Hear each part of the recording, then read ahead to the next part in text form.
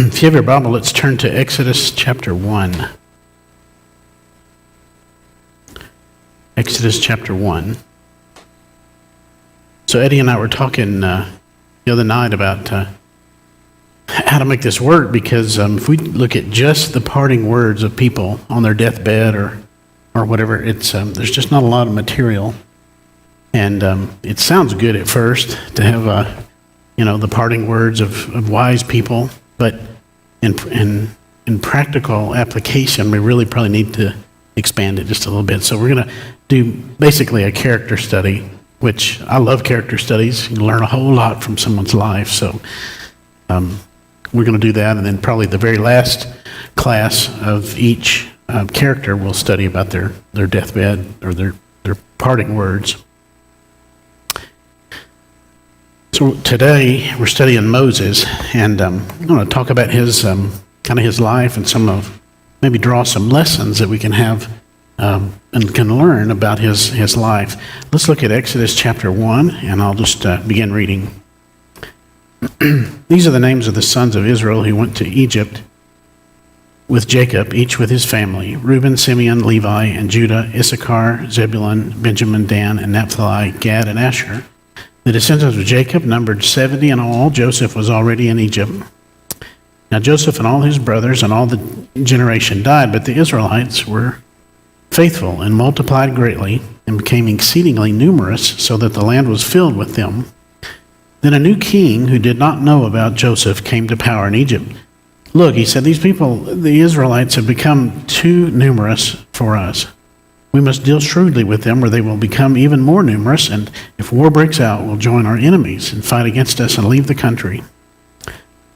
So they put slave masters over them to oppress them with forced labor, and they built Pithom and Ramses as store cities for Pharaoh. But the more they were oppressed, the more they multiplied and spread, so that the Egyptians came to dread the Israelites and worked them ruthlessly. They made their lives bitter with hard labor and brick and mortar and with all kinds of work in the fields. And all their labor, the Egyptians used them ruthlessly. The king of Egypt said to the Hebrew midwives, those whose names were Shiphrah and Puah, when you help the widow women in childbirth and observe them on the delivery stool, if it's a boy, kill him. But if it's a girl, let her live. The midwives, however, feared God and did not do what the king of Egypt had told them to do. They let the boys live. Then the king of Egypt summoned the midwives and asked them, why have you done this? Why have you let the boys live? The midwives answered Pharaoh, Hebrew women are not like Egyptian women. They are vigorous and give birth before the midwives can arrive. So God was kind to the midwives, and the people increased and became even more numerous. And because the midwives feared God, he gave them families of their own. Then Pharaoh gave this order to all the people: every boy that is born you must throw into the Nile, but let every girl live. Now a man of the house of Levi married a Levite woman, and she became pregnant and gave birth to a son. When she saw that he was a fine child, she hid him for 3 months. But when she could hide him no more, she got a papyrus basket for him and coated it with tar and pitch. And then she placed the child in it and put it among the reeds along the bank of the Nile. His sister stood at the distance to see what would happen. Then Pharaoh's daughter went down to the Nile to bathe, and her attendants were walking along the riverbank. She saw the basket among the reeds and sent her slave girl to get it. She opened it and saw the baby. He was crying, and she felt sorry for him. This is one of the Hebrew babies, she said. Then his sister asked Pharaoh's daughter, shall I go and get one of the Hebrew women to nurse the baby for you? Yes, go, she answered, and the girl went and got the baby's mother. Pharaoh's daughter said to her, take the baby and nurse him for me, and I will pay you. So the woman took the baby and nursed him. And when the child grew older, she took him into Pharaoh's daughter, and he became her son. She named him Moses, saying, I drew him out of the water. So one lesson I think that's kind of interesting about this is just the first story of Moses, is that God has a sense of irony about him, doesn't he? You think about that not only the enemies of God are going to fail, but God is going to defeat them in a way that make them look like fools, right? So, this is an attempt by the Pharaoh to kill the male children so that the Egyptians will not multiply, so that the Israelites will not multiply. They were becoming more numerous than the Egyptians, and they were scared of them. And yet, God defeats that whole scheme. And not only does he defeat that scheme through a Hebrew, but the very Hebrew that will lead the people to rebel against him, against Pharaoh, is going to be raised in Pharaoh's house. That is ironic.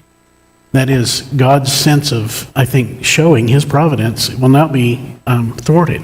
Can you remember another instance when the firstborn was commanded to be killed? You remember that?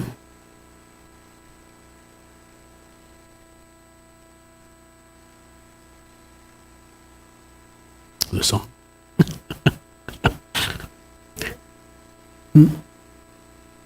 Abraham, okay.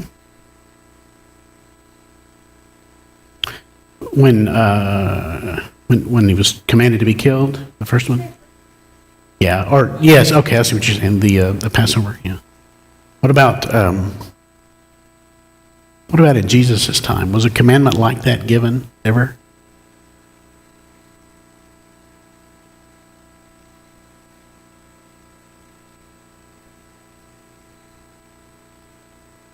What does that remind you of? There was a New Testament king that ordered something very similar to this. Herod. Yeah, what was the order? Yeah. Yeah. And how did that work out, right? Jesus was still on the earth, wasn't he? I mean, that's what I was trying to get us to see, is that this idea that somehow I can scheme and thwart God's providence is silly. It won't work. And not only will it not work, but God will work it in a way that is sort of embarrassing or makes you look foolish. Think about when Jezebel was chasing. I drew a blank. Who did Jezebel chase? Elijah. So where did Elijah end up?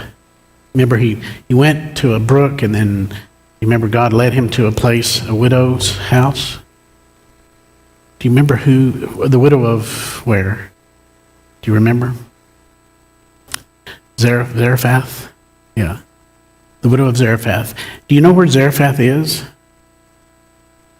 Zarephath is a little town between Tyre and Sidon. Do you know where Jezebel was from? Her father was a king of the city of Sidonians. I mean, he was a king from Tyre and Sidon. Not only did God not let Elijah perish, but he protected him right in the very backyard of Jezebel. I mean, he worked out a plan that was not only providentially, protective, but it was one that was embarrassing. I mean, why not hide him somewhere in Israel? But that was not where he chose a land that was not even in Israelite territory to hide the prophet. I mean, God has that sort of, it's almost a sense of humor, if you look at why he did it that way. Can you think of the most glaring example of how God defeated Satan in a providential way? The cross. So think about that for a minute. That not only did the Lord perish on the cross, I mean, that was Satan's attempt to win, wasn't it? But the very thing that Satan used was the very thing that God used for deliverance. You think about the verse in Matthew chapter 21. Let's look over there real quick. Matthew 21. Leave your finger at Exodus because we're going to come back to that. But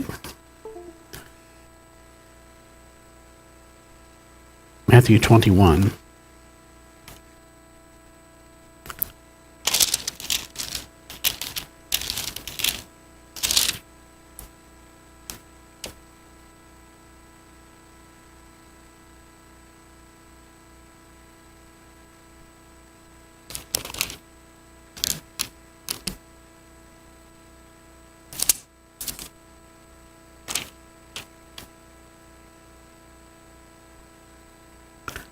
Okay, I've got it off.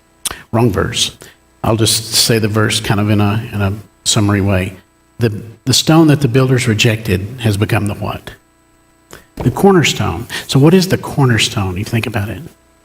If you go downtown and you look at an old building, have you ever seen the old buildings downtown? You know, they've got this huge, sometimes in the middle of on the corner of a building, there's a huge stone.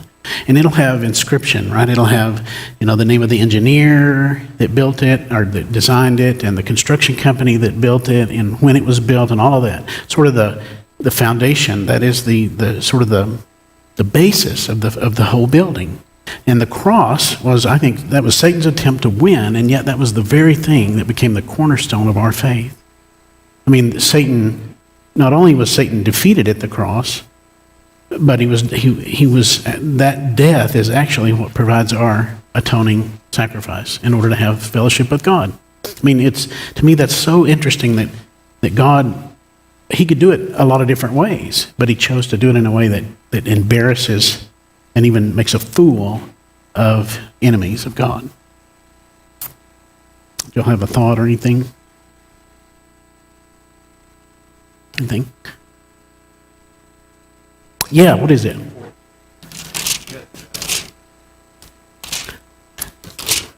Twenty-one and verse 42.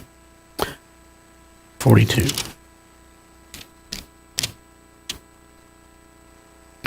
Yes, Jesus said to them, "Have you never read the scripture? In the stone that the builders rejected has become the capstone. The Lord has done this, and it is marvelous in our eyes." I never did know what a capstone was for years. I'd read that and I thought, well, I don't really know what that means. But it's the cornerstone. It's the foundation of our faith. That's interesting that God can do it in a way that sort of makes his enemies look silly. Another lesson we learned from Moses' life. Let's go back to Exodus chapter 3. So Moses was called out when he was at the burning bush. You remember that exchange. Let's read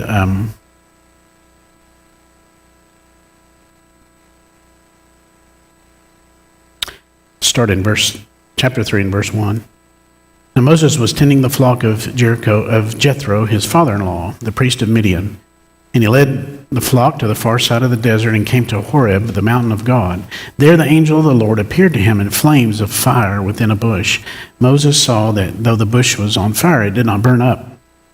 So Moses thought, "I will go over and see this strange sight, why the bush does not burn up." When the Lord saw that he had gone over to look, God called to him from within the bush, "Moses, Moses." And Moses said, "Here I am." "Do not come any closer," God said. "Take off your sandals, for the place you are standing is holy ground." And then he said, "I am the God of Isaac and the God of Jacob." At this, Moses hid his face because he was afraid to look at God. The Lord said, "I have indeed seen the misery of my people in Egypt. I have heard their crying out because of their slave drivers, and I am concerned about their suffering. So I have come down to rescue them from the hand of the Egyptians and to bring them out to a land, into a good and spacious land, a land flowing with milk and honey, the home of the Canaanites, Hittites, Amorites, Perizzites, Hivites, and Jebusites.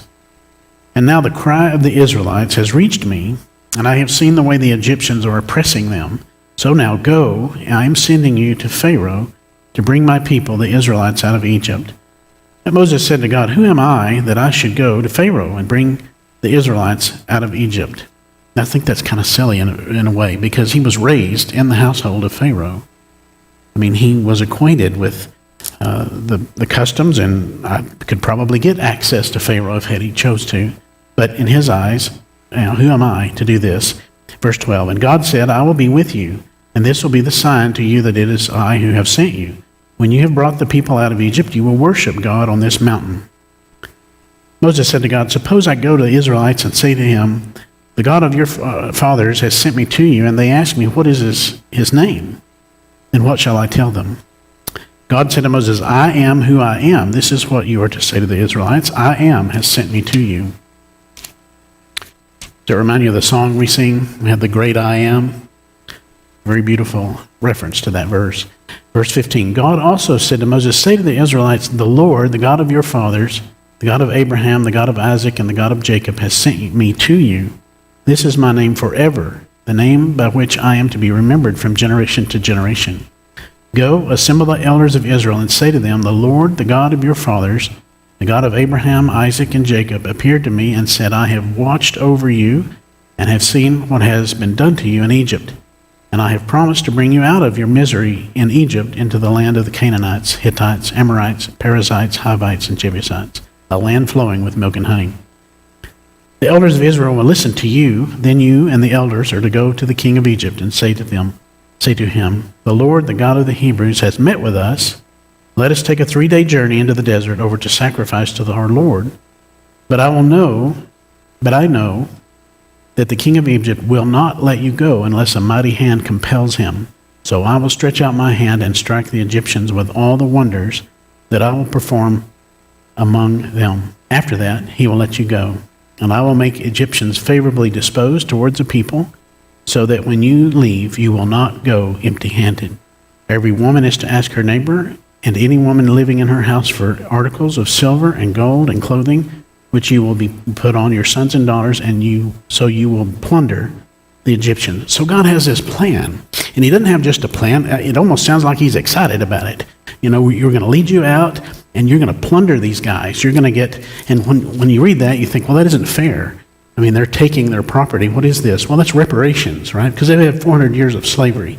God has a plan for them, not only to bring them out, but to reward them financially and to have a happy life in Canaan. And as a Christian, we look back on that and we know what that means. That is a prediction, in a way, a foreshadowing of our removal from the slavery to sin and our hope of heaven. But look at Moses' response in verse 1 of chapter 4. Moses answered, what if they do not believe me or listen to me and say, the Lord did not appear to you? Then the Lord said to him, what is that in your hand? A staff, he replied. The Lord said, throw it on the ground. Moses threw it on the ground, and it became a snake, and he ran from it. Then the Lord said to him, now think about what that looks like. You've got a barefooted person running away in the in the desert, a lot of thorns and thistles and stuff. So he reached out his hand. Moses said, threw it on the ground, and it became a snake, and he ran from it. Then the Lord said to him, reach out your hand and take it by the tail. Can you imagine the faith that took to pick up a snake that's in the desert? So Moses reached out and took a hold of the snake, and it turned back into a staff in his hand. This, said the Lord, is so that they may believe that the Lord, the God of their fathers, the God of Abraham, the God of Isaac, and the God of Jacob has appeared to you. Then the Lord said, put your hand inside your cloak. So Moses put his hand into his cloak. And when he took it out, it was leprous, like snow. Now put it back into your cloak, he said. So Moses put his hand back into the cloak. And when he took it out, it was restored like the rest of his flesh. Then the Lord said, if they do not believe you or pay attention to the first miraculous sign, they may believe the second. But if they do not believe these 2 signs or listen to you, take some water from the Nile and pour it on the dry ground. The water you take from the river will become blood on the ground. So Moses said to the Lord, O Lord, I have never been eloquent, neither in the past nor since you have spoken to your servant. I am slow of speech and tongue. So God has got this plan he's excited about. I think he's really excited to bless them, and he wants to fulfill it. And Moses right away begins offering excuses. What if they don't believe me? Well, you'll do these miracles. Well, I can't speak very well. And so, verse 11, the Lord said to him, who gave man his mouth? Who makes him deaf or mute? Who gives him sight or makes him blind? Is it not I, the Lord? Now go, I will help you speak and will teach you what to say. What is he, when he makes these excuses, what he's really saying is, I don't think God can fix this. I don't think you can give me enough strength and be eloquent enough and be convincing enough and to do what I need to do to fulfill what you've asked me to do. His faith is really in himself, isn't it? Now, do we think that way sometimes? I mean, do we look at our life and think, man, I'm not up to this? Well, God's answer was, who makes him deaf or mute? Who is it that does this? Who gave man his mouth? I mean, is it not me? I'm the one that can fix this, not you, Moses. Verse 13, but Moses said, oh Lord, please send someone else to do it. There is the real problem, isn't it? He just does not want to do it. And man, when I read that, that convicts me because I'm that way many times. Something I know needs to be done or I need to do, and we can look at that and think, I just don't want to do this, right? Moses was making excuses. Then the Lord's anger burned against Moses, and he said, what about your brother Aaron, the Levite? I know he can speak well. God is angry here. God is angry because Moses does not believe that God will accomplish what he can do. And I guess what I wanted us to see is that God sees a potential in someone even when they don't see it in themselves, and even when they're kind of resistant to trying. God can see what he can become. And you think about what you can become for God. He can see that in you, and he can see it at different stages in life. And, Moses, he didn't immediately jump on this, did he? He went to Midian for 40 years. I mean, God did not lay this on him day one. He had some time to mature, didn't he? God gave him time to mature. Now, let me ask you this, because we say this in the church all the time. A man must desire the office, right? I've heard that my whole life. And now, is that really what it says, that a man must desire the office? Whatever the office is. I mean, we apply it to elder, but I think that principle we have sort of for everything, isn't it? If a guy serves in some role, he's got to be excited about it and want to do it. But did Moses want to do it? Not at all. Why did God use him, even though he didn't want to use it, didn't want to do it?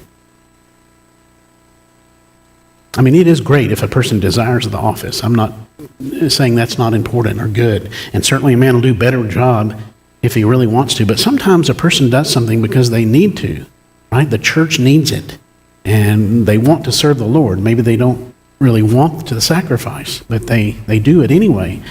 You think about Gideon. What was his response? Remember what Gideon said? What did Gideon say when the angel came to him? Two things about him, about his family and him. Do you remember? I'm from the smallest tribe. If I were a Levite, then I could really serve the Lord, right? But I'm not. So, right? What else?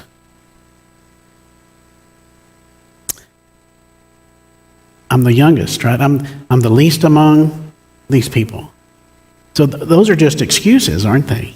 I mean, and he's you recall when the angel comes to him, he's in a hole threshing out wheat, and that's not how you do that. In a hole, you got to have airflow for the wheat to separate.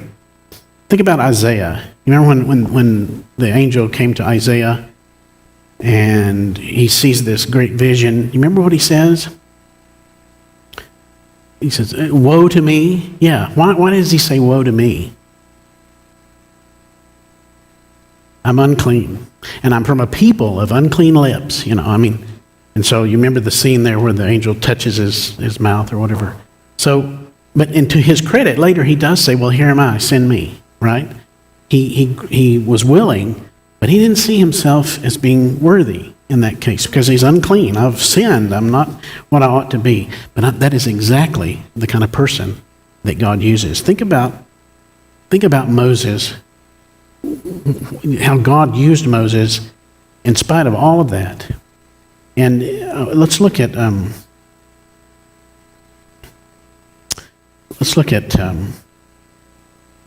give me just a minute. I'm going to find the verse where he talks about a quality of Moses.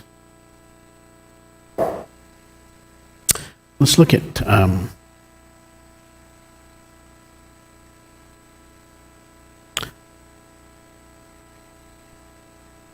Numbers chapter 12. Look with me at Numbers chapter 12.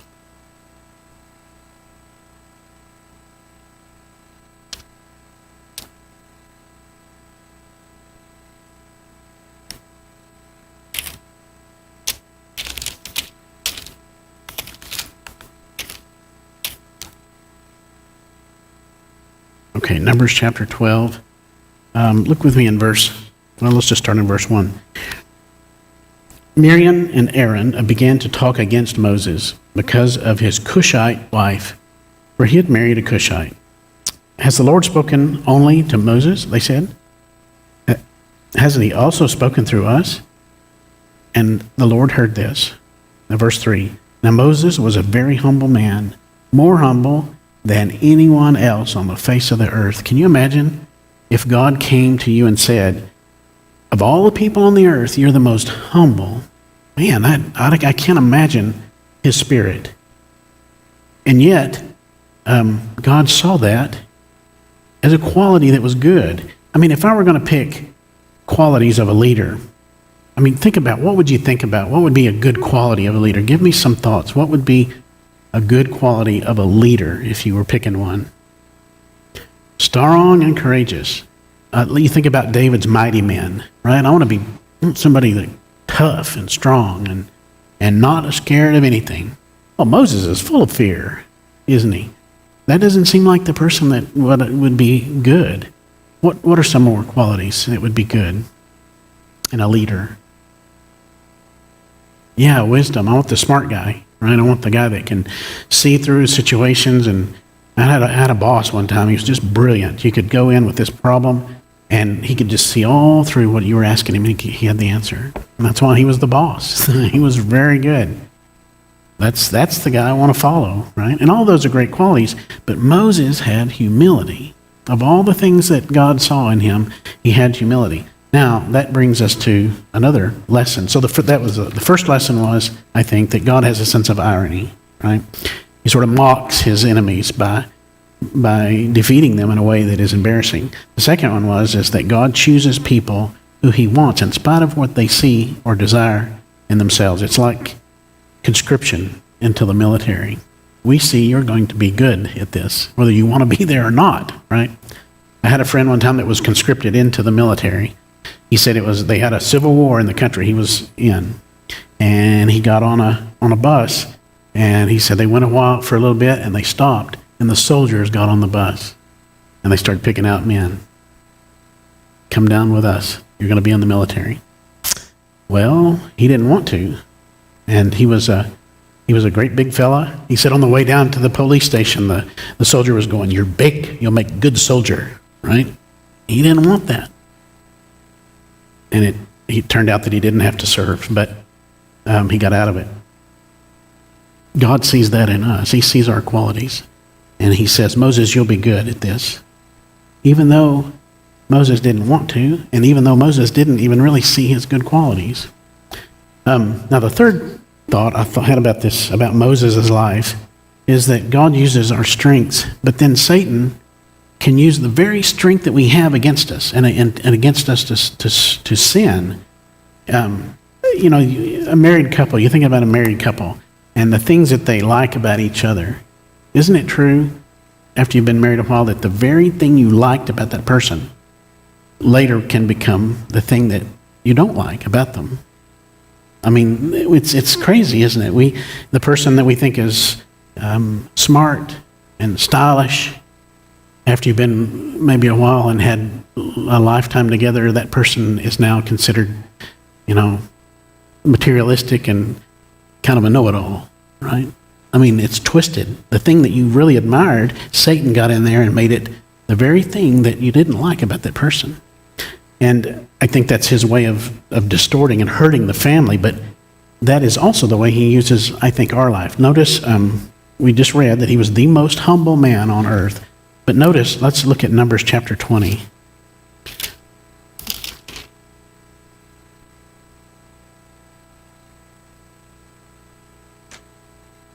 Numbers chapter 20.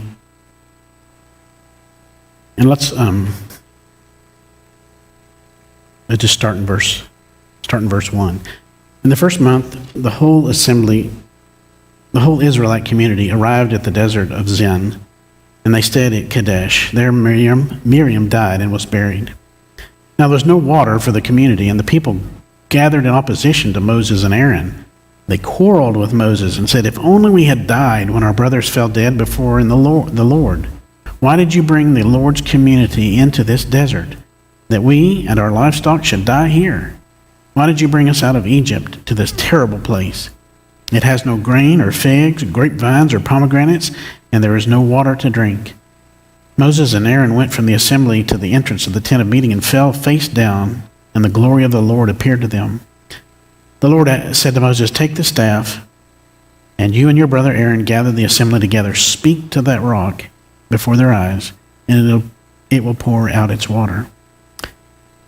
You will bring water out of the rock for the community so that they and their livestock can drink." Now, what happened? What really happened after this? Did he speak to the rock? What did he do? He hit it, didn't he? But I want us to see why he did that. Okay, look at verse 9. So Moses took the staff from the Lord's presence, just as he commanded him. He and Aaron gathered the assembly together in front of the rock, and Moses said to them, "Listen, you rebels." You can just tell he's mad, right? "Must we bring you water out of the rock?" We? Did Moses really have a hand in this? I mean, was this Moses or was this God? You see the problem with Moses? Moses has transpired from being the most humble man to being prideful. And that's what caused him to hit that rock. I mean, he had a problem with anger as well, I think, but that says something right there. Must we do this for you? God is the one that does it. And Moses, I think, sadly, he lost sight of that. Could we not do that as well? I mean, the very strength that we have, that God has given us, can be the very stumbling block, I think, if we're not careful, in our service to God. You take a person that's very bold and outspoken, man, God can use that for good things, can't he? But then that can also be a double-edged sword. You can burn some bridges and hurt people with your mouth. Or a person who's maybe humble and a little bit reserved, has a soft approach with people, right? Man, God can use that in helping people to overcome sorrow and maybe deal with conflict in a sort of a diplomatic way. But then when the time comes to speak boldly, that person may not speak. They may kind of wilt when they need to be strong for God. So the very thing sometimes, why is it that our strength is sometimes the very thing that trips us up? Can you think about it? There's reasons, I think. Why is it our strength actually trips us up?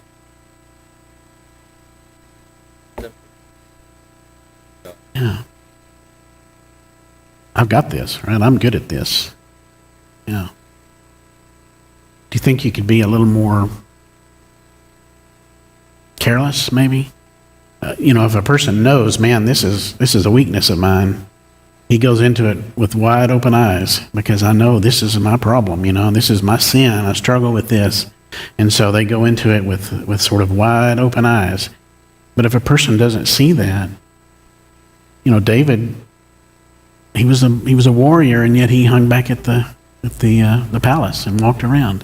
He should have been out working, out fighting. He didn't need to be wandering around. I think he sort of let his guard down because the strength that he thought he had was actually the very thing that he was weak in. I've heard of gospel preachers, that would go and have a campaign somewhere and have a lot of baptisms and maybe have some success. And then I heard of one incident where on the way back, he ended up having an affair with someone in their little team that they went with, What happened there? That person that had the strength to sort of, be bold and teach and do things, he let his guard down, and he needed to be strong. His leadership quality actually was pride. I mean, it became prideful. Do you think of anything else about this idea of being kind of tripped up by our own? Moses, it cost him the promised land, didn't it? I don't think it cost him heaven. There's nothing to indicate that to me. And in fact, later when you see the transfiguration, he is standing right there where he would have been had he made it in an earthly life. So he didn't see it in his physical body, but he saw it later, Have any thoughts?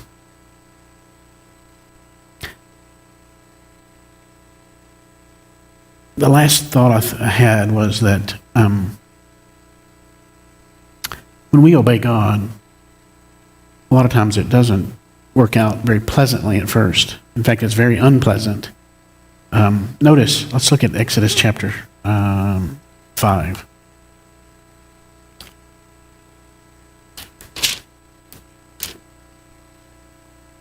Exodus chapter 5. So God told Moses, go talk to Pharaoh and tell him, let my people go. We're going to go out in the desert and we're going to worship. God knew he wouldn't obey, and so he said, you're going to do these miracles, and eventually you'll plunder them and you'll leave.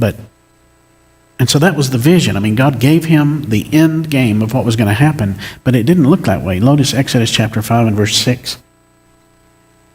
That same day, this is after he's gone and talked to Pharaoh. That same day, Pharaoh gave this order to the slave drivers and the foremen in charge of the people. You are no longer to supply the people with straw for making bricks. Let them go and gather their own straw, but require them to make the same number of bricks as before. Don't reduce the quota. They are lazy. That is why they're crying out, let us go to sacrifice to our God. Make the work harder for men so that they will keep working and pay no attention to lies. Then the slave drivers and the foremen went out and said to the people, this is what Pharaoh says, I will not give you any more straw. Go and get your own straw wherever you can find it, but your work will not be reduced at all. So the people scattered all over Egypt to gather stubble for the straw. The slave drivers kept pressing them, saying, complete the work required for you each day, just as when you had straw. The Israelite foremen appointed by Pharaoh's slave drivers were beaten and were asked, why didn't you meet your quota of bricks yesterday or today as before? So they are following God's command. Pharaoh did what God said, and man, it looks like it has made life terrible for him. The payoff was nothing but heartache, it looks like. Isn't that true in our life sometimes? If you make a decision not to sin in some way, can you lose friends? I can still remember a person in my family, when I said I didn't want to drink with them, I was a kid, and I got this backlash, just like you wouldn't believe. And I didn't say one word of condemnation. I just chose not to partake with this person. I was trying to get out of that lifestyle. And you would have thought that I had insulted him because he became violent, not physically, but it was an attack. What are you saying to me? You're too good to drink a beer with me now? And on with this bilge of hate. And I was sort of in shock. I thought that he would admire that, or maybe at least God would bless me with something in this relationship. It turned out worse, made it worse. But look at verse 15. Then the Israelite foreman went up and appealed to Pharaoh. Why have you treated your servants this way? Your servants are given no straw, yet we're told to make bricks. Your servants are being beaten, but the fault is with your own people. Pharaoh said, lazy, that's what you are, lazy. That is why you keep saying, let us go to sacrifice to the Lord. Notice how their motives are impugned. You're lazy, that's why. Not because you're fervent, not because God told you, not because you care about the Lord, but you're lazy. You ever been misunderstood as a Christian? You're self-righteous, right? Or you're a hater. That's the term today. You're some kind of bigot, or you're some kind of, you don't love people. Oh, come on. We're doing what God says, and we do love people. If you love people, you'll tell them the truth. And that's what we as Christians do, and yet we get maligned for that, don't we? Now get to work. You will not be given any straw, yet you must produce bricks. Look at verse 22 of chapter 5. Moses returned to the Lord and said, "O Lord, why have you brought trouble upon these people? Is this why you sent me? Ever since I went to Pharaoh to speak in your name, he has brought trouble upon these people, and you have not rescued your people at all." There's a tendency for us, I think, to blame God, isn't it? We immediately think that God has let us down somehow. But what has really happened is ungodly people have reacted to the gospel. And sometimes it's not favorably. And now look at chapter 16, same book, Exodus chapter 16. Another quality I think sometimes that we take on when we try to obey the Lord, and it doesn't work out for us the way we thought it would initially. Because ultimately it did work out, didn't it? They did get to leave, and they did end up in Canaan's land. The plan went as planned, but there was a bump along the way. Notice verse 3 of 16. The Israelites said to them, "If only we had died by the Lord's hand in Egypt, there we sat around pots of meat and ate all the food we wanted. But you have brought us out in this desert to starve the entire assembly to death. Did they lay around there and eat pots of meat? No, they were beaten because they didn't make the quota, But look how they distorted things in their mind. I think that's how we do. We look back at our life as sin before we became a Christian and we think, that was kind of fun. And I'm not having much fun now, right? That's a distortion, isn't it? Because the hope that they had for Canaan is very similar to our hope of heaven. And ultimately God said we will get that reward. And it may be a little unpleasant initially, but God's faithful. Anybody have a thought? Anybody have anything else they'd like to say? I think we're just right on the edge of time here. Well, thanks very much, guys.